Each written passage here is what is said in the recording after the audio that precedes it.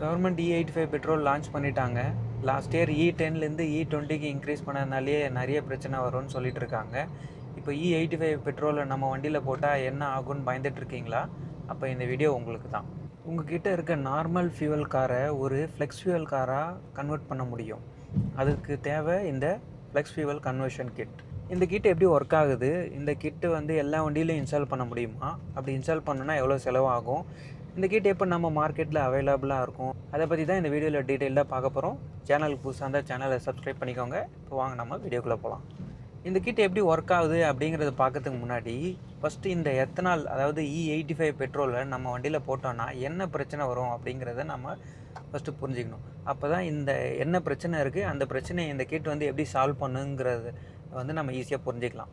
இப்போ E85 petrol இந்த வண்டியில் போட்டோன்னா நிறைய ப்ராப்ளம் வரும். எதுலேருந்து நம்ம ஃபியூவல் டேங்க்லேருந்து ஃபியூவல் பைப்லைன்ஸு, கேஸ்கெட்டுன்னு எல்லா இடத்துலையும் வந்து ப்ராப்ளம் வர்றதுக்கு வாய்ப்பு இருக்குது. ஏன்னா எத்தனால் வந்து வாட்டர் அப்சர்வ் பண்ணும். ஸோ எல்லா இடத்துலையும் துரு பிடிக்கிறதுக்கான வாய்ப்பு இருக்குது. ஸோ இப்படி எல்லா ஹார்ட்வேர் காம்பனன்ட்ஸ்லேயும் வந்து இந்த எத்தனால் பெட்ரோல் நம்ம யூஸ் பண்ணுறதுனால நம்ம வண்டியில் பிரச்சனை வர்றதுக்கு வாய்ப்பு இருக்குது.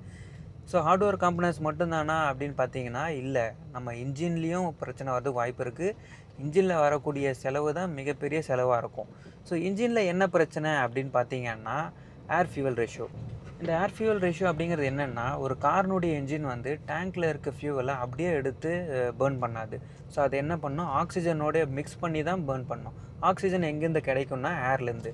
ஸோ அதனால் ஏர் ஃபியூவல் ரேஷியோ. ஸோ இவ்வளோ ஏர் இவ்வளோ ஃபியூவல் அப்படிங்கிற ஒரு ரேஷியோ இருக்கும். அந்த ரேஷியோவில் தான் வந்து உங்களுக்கு இங்கே இக்னிஷன் நடக்கும்.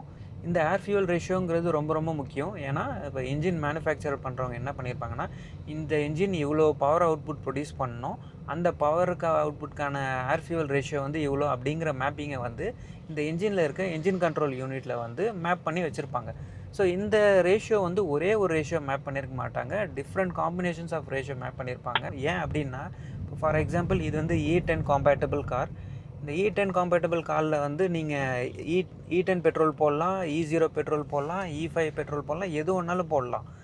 ஸோ அப்போது நம்ம இன்ஜினுக்கு வந்து என்ன ஏர் ஃபியூவல் ரேஷியோவில் இக்னிஷன் நடக்கணும் அப்படிங்கிறது வந்து தெரியணும்.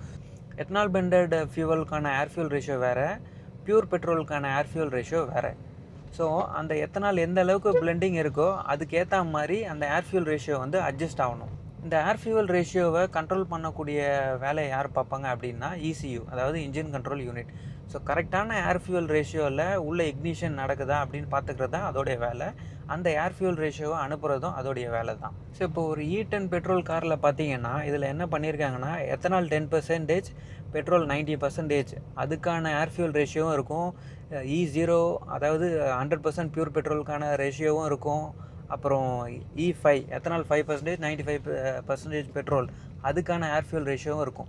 ஸோ இந்த மாதிரி different combination of air fuel ratio வந்து இதில் மேப் பண்ணியிருப்பாங்க. பட் ஆனால் E15, E20 அந்த மாதிரியான வேல்யூக்கான ஏர் ஃபியூல் ரேஷியோ இதில் இருக்காது.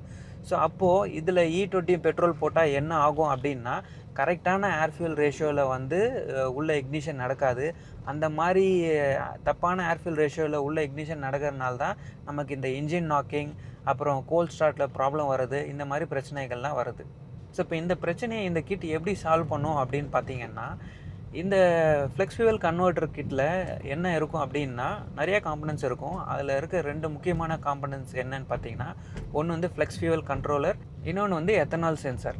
ஸோ இந்த எத்தனால் சென்சருடைய வேலை என்ன அப்படின்னா, பாஸ் ஆகக்கூடிய ஃபியூவலில் எவ்வளோ எத்தனால் இருக்குது அப்படிங்கிறத வந்து ஐடென்டிஃபை பண்ணுறது தான் இதனுடைய வேலையே. அதாவது இந்த எத்தனால் சென்சர் எங்கே ப்ளேஸ் பண்ணுவாங்கன்னா, பெட்ரோல் பாஸ் ஆகக்கூடிய லைனில் வந்து ப்ளேஸ் பண்ணிடுவாங்க.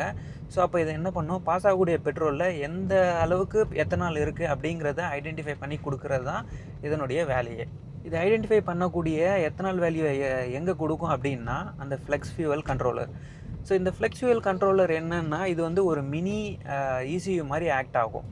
ஸோ இந்த ஃப்ளெக்ஸ் ஃபியூவல் கண்ட்ரோலர் எங்கே ஃபிட் பண்ணுவாங்கன்னு பார்த்தீங்கன்னா, வண்டியிலேருந்து ஃபேக்ட்ரி ஃபிட்டடாக வரக்கூடிய ECUக்கும் இக்னிஷன் ப்ராசஸ்க்கும் முன்னாடி இருக்கும். ஸோ இந்த ஃப்ளெக்ஸ் ஃபியூவல் கண்ட்ரோலர் என்ன பண்ணும் அப்படின்னா, ECU நம்ம வண்டியிலேருந்து வரக்கூடிய ECU கிட்டேருந்து ஏர் ஃபியூல் ரேஷியோ வாங்கிக்கும். ஸோ அதில் வந்து ஹையர் பிளெண்ட் எத்தனால் பெட்ரோல் போடும்போது என்ன ஆகும்னா, தப்பான வேல்யூ தான் வரும். ஏன்னா அதுக்கிட்ட வந்து இந்த வரக்கூடிய பெட்ரோலில் எவ்வளோ எத்தனால் இருக்குது, அதுக்கான ஏர் ஃபியூல் ரேஷியோங்கான மேப்பிங்கும் அதுக்கிட்ட வந்து இருக்காது. ஸோ அந்த ஏர் ஃபியூல் ரேஷியோ இது வாங்கிட்டு இது என்ன பண்ணுன்னா எத்தனால் சென்சார் கிட்டேருந்து ரீடிங்கை வாங்கிக்கும். ஸோ அது என்ன சொல்லுன்னா இதில் எவ்வளோ எத்தனால் பர்சன்டேஜ் இருக்குன்ற இன்ஃபர்மேஷனை கொடுத்தோம்.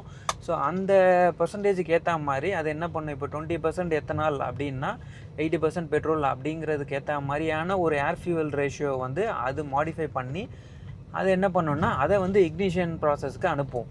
ஸோ அப்போ என்ன பண்ணோன்னா கரெக்டான ஒரு ஏர் ஃபியூவல் ரேஷியோவில் வந்து இக்னிஷன் நடக்கும். அப்படிங்கிறதுனால நம்ம இன்ஜினில் வரக்கூடிய பிரச்சனைகள், அதாவது knocking, starting problem, pickup drop ஆகிறது, இந்த பிரச்சனைகள் எல்லாம் வந்து இந்த ஃப்ளெக்ஸ் ஃபியூவல் கண்ட்ரோலர் அப்புறம் எத்தனால் சென்சார் மூலிமா வந்து ரெக்டிஃபை பண்ணிடுவாங்க. ஸோ இப்போ இந்த கிட் வந்து நம்ம வண்டியில் இன்ஸ்டால் பண்ணியாச்சு அப்படின்னா நீங்கள் வந்து எந்த E0லேருந்து E100 வரைக்கும் எவ்வளோ எத்தனால் பிளெண்டிங் இருக்கிற பெட்ரோல் போட்டு ஓட்டிக்கலாம். இன்ஜினுக்கு எந்த பிரச்சனையும் வராது. இந்த கிட் எப்படி ஒர்க் ஆகுதுன்னு அப்படின்னு நம்ம பார்த்துட்டோம்.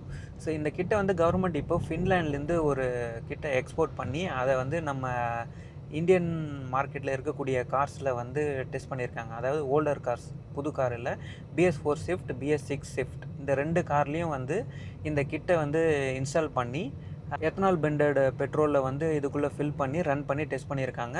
2 காருமே வந்து 10,000 15,000 கிலோமீட்டர்ஸ் வந்து ரன் ஆகிருக்கு.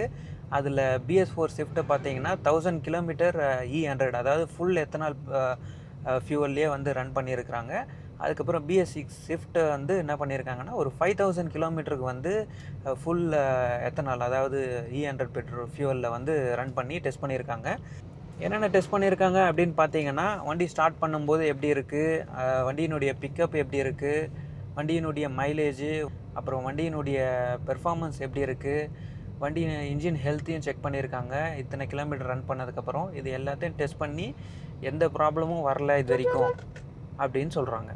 ஸோ கவர்மெண்ட் இது வரைக்கும் பண்ண டெஸ்ட்டில் வந்து எந்த பிரச்சனையும் அந்த வண்டியில் வரல. அப்படிங்கிறதுனால கவர்மெண்ட் என்ன சொல்கிறாங்க அப்படின்னா, அவங்க டெஸ்ட் பண்ண இந்த BS4 அண்ட் BS6 வெஹிக்கிள்ஸை வந்து கண்டிப்பாக வந்து ஃப்ளெக்ஸ் ஃபியூவல் கிட் மூலிமா ஃப்ளெக்ஸ் ஃபியூவல் வெஹிக்கிளாக வந்து கன்வெர்ட் பண்ணலாம். ஸோ அதனால் அவங்க வந்து எந்த ஃபியூலும் ஒன்றாலும் யூஸ் பண்ணிக்கலாம் ஒன்ஸ் இந்த கிட் இன்ஸ்டால் பண்ணியாச்சுன்னா அப்படின்ற மாதிரி சொல்கிறாங்க. ஸோ இந்த BS4 வெஹிக்கிள்ஸ் என்ன அப்படின்னு நீங்கள் பார்த்தீங்கன்னா, 2010லேருந்தே BS4 வெஹிக்கிள்ஸ் வர ஆரம்பிச்சிச்சு. பட் 2017 தான் அந்த எமிஷன் ஸ்டாண்டர்டை வந்து மேண்டேட் பண்ணாங்க.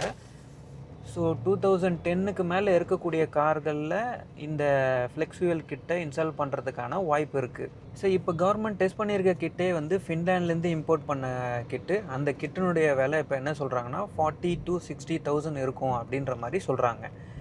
ஸோ கவர்மெண்ட் இன்னொரு விஷயம் என்ன பிளான் பண்ணிகிட்ருக்காங்கன்னா, இந்த கிட்டை வந்து நாமளே இந்தியாவிலே மேனுஃபேக்சர் பண்ணால் இதனுடைய காஸ்ட் வந்து 15,000 தான் வரும். நம்ம இம்போர்ட் பண்ணுறதுனால இதனுடைய காஸ்ட் வந்து அதிகமாக இருக்குது அப்படின்ற மாதிரி சொல்கிறாங்க. ஸோ இப்போ இந்த இம்போர்ட்டட் கிட்டையே வந்து ரொம்ப இனிஷியல் ஸ்டேஜ் ஆஃப் டெஸ்டிங்கில் தான் இருக்குது. இதையே வந்து இன்னும் நிறைய டெஸ்ட் பண்ணணும். ஏன்னா அப்போ தான் தெரியும் வேறு ஏதாவது பிரச்சனை உண்மையிலே வருதா இல்லையா அப்படின்ட்டு. பட் இதுவே இனிஷியல் ஸ்டேஜிங்கில் இருக்கும்போது இவங்க இனிமேட்டு வந்து இந்த கிட்டை லோக்கலாக மேனுஃபேக்சர் பண்ணி மறுபடியும் அதை டெஸ்ட் பண்ணணும். அதை டெஸ்ட் பண்ணதுக்கப்புறம் எல்லா OEM அப்புறம் வெஹிக்கிள் மேனுஃபேக்சர் கிட்ட வந்து செக் பண்ணி அப்புறமா தான் இந்த கிட்டை வந்து இவங்க லான்ச் பண்ணுவாங்க. ஸோ இந்தியாவில் இந்த கிட் மேனுஃபேக்சர் ஆகி நம்ம கைக்கு வர்றதுக்கு வந்து இன்னும் 2-3 வருஷம் சாலிடாக ஆகிடும். பட் இந்த மாதிரி இப்போ இவங்க இம்போர்ட் பண்ண மாதிரி கிட்ஸை வந்து அதர் கண்ட்ரீஸ்லேருந்து இம்போர்ட் பண்ணி நம்மளில் இன்ஸ்டால் பண்ணலாம். ஸோ அது வரைக்கும் கவர்மெண்ட் வந்து இந்த எத்தனால் பிளெண்டிங்கை வந்து இன்க்ரீஸ் பண்ணாமல் இருந்தாலே நமக்கு வந்து ஒரு பெரிய சந்தோஷம். ஏன்னா இப்போ போட்டுட்ருக்க பெட்ரோல்னாலேயே என்னென்ன பிரச்சனை வரப்போகுதுன்னு தெரியல. இப்போ இந்த வண்டியிலே பார்த்திங்கன்னா இது E10 காம்பேட்டபிள் வெஹிக்கிள். பட் ஆனால் நம்ம E20 பெட்ரோல் போட்டுட்ருக்கோம். என்னென்ன பிரச்சனை வரப்போதோ தெரியல. ஸோ இப்போ இந்த ஃப்ளெக்ஸ் ஃபியூவல் கிட் லான்ச் ஆனாலும் நான் சொன்ன மாதிரி இதை வந்து எல்லா வண்டியிலையும் நம்ம இன்ஸ்டால் பண்ண முடியாது. ஸோ குறைஞ்சது BS4 வெஹிக்கிளாக இருக்கணும், அதாவது E10 காம்பேட்டபிளாக இருக்கணும். அப்போ தான் வந்து நம்ம இந்த ஃப்ளெக்ஸ் ஃபியூவல் கிட்டை இதில் இன்ஸ்டால் பண்ணுறதுக்கான பாசிபிலிட்டி இருக்குது. ஸோ நான் இப்போ இதுக்கு முன்னாடி சொன்னப்போ இந்த எத்தனால் பெட்ரோல் யூஸ் பண்ணுறதுனால நம்ம ஹார்ட்வேர் காம்பனன்ஸும் ப்ராப்ளம் ஆகும், இன்ஜினும் ப்ராப்ளம் ஆகும்னு சொன்னோம். இன்ஜின் ப்ராப்ளத்தை வந்து நம்ம இந்த ஃப்ளெக்ஸ் ஃபியூவல் கிட் மூலிமா காப்பாற்றிக்கலாம். பட் ஹார்ட்வேர் காம்பனன்ஸ் என்ன ஆகும் அப்படின்னு பார்த்தீங்கன்னா, அதை நான் செக் பண்ணி பார்த்ததுக்கு என்ன சொல்கிறாங்க அப்படின்னா, இந்த BS4 வெஹிக்கிள், அதாவது E10 காம்பேட்டபிள் வெஹிக்கிள்ஸ்லேயே என்ன சொல்கிறாங்க அப்படின்னா, மோஸ்ட்லி OEMs என்ன பண்ணியிருப்பாங்க அப்படின்னா, எவ்வளோ எத்தனால் பர்சன்டேஜ் வந்தாலும் அதை வந்து அதுக்கான ரெசிஸ்டன்ஸ் இருக்கிற மாதிரி தான் வந்து அவங்க ஸ்பேர்ஸ் வந்து மேனுஃபேக்சர் பண்ணியிருப்பாங்க அப்படின்னு வந்து சொல்கிறாங்க. ஸோ இப்போ அதனால தான் வந்து இந்த மாருதி கார்ஸில் டெஸ்ட் பண்ணுறப்பவும் வந்து ஹார்ட்வேர் ரிலேட்டடாக எந்த இஷ்யூவும் வரல அப்படிங்கிற மாதிரி சொல்கிறாங்க. எப்படி அதை முன்னாடியே பண்ணியிருக்காங்க அப்படின்னா, கவர்மெண்ட் ஃப்யூச்சரில் இந்த பிளெண்டிங் இன்க்ரீஸ் பண்ணுறதுக்கான பாசிபிலிட்டி இருக்குது அப்படிங்கிறதுனால அப்படி பண்ணியிருப்பாங்கன்னு சொல்கிறாங்க. பட் இது எந்த அளவுக்கு உண்மையாக இருக்குன்னு தெரியல. பட் ஃபாரின்லலாம் பார்த்தீங்கன்னா இந்த மாதிரி ஃப்ளெக்சுவல் கிட் வந்து ரொம்ப காமனாக யூஸ் பண்ணிகிட்ருக்காங்க. கவர்மெண்ட்டோடைய எய்மே பார்த்தீங்கன்னா, இந்த எத்தனாலுடைய யூசேஜை வந்து இன்க்ரீஸ் பண்ணி வெளியிலேருந்து க்ரூட் ஆயில் நம்ம இம்போர்ட் பண்ணுறதை வந்து குறைக்கணும். அது மூலிமா நம்மளுடைய செலவுகளையும் குறைக்கலாம், டிபெண்டன்சியும் குறைக்கலாம் அப்படிங்கிறது தான் பிளான். ஸோ அந்த பிளான் வந்து சக்ஸஸ் ஆகணும் அப்படின்னா இந்த எத்தனால் பிளெண்டட் பெட்ரோலை வந்து அதிகமாக யூஸ் பண்ணணும். இப்போ அதுக்கு வந்து பழைய கார்கள்லேயும் வந்து இந்த எத்தனால் பிளெண்டட் பெட்ரோலை வந்து அதிகமாக யூஸ் பண்ணணும். ஸோ அப்படி பண்ணணும் அப்படின்னா அது கண்டிப்பாக இந்த ஃப்ளெக்சுவல் கிட்டை வந்து இன்ஸ்டால் பண்ண முடிஞ்சுது அப்படின்னா எத்தனாலோட யூசேஜை வந்து நம்ம ஈஸியாக வந்து இன்க்ரீஸ் பண்ணிடலாம்.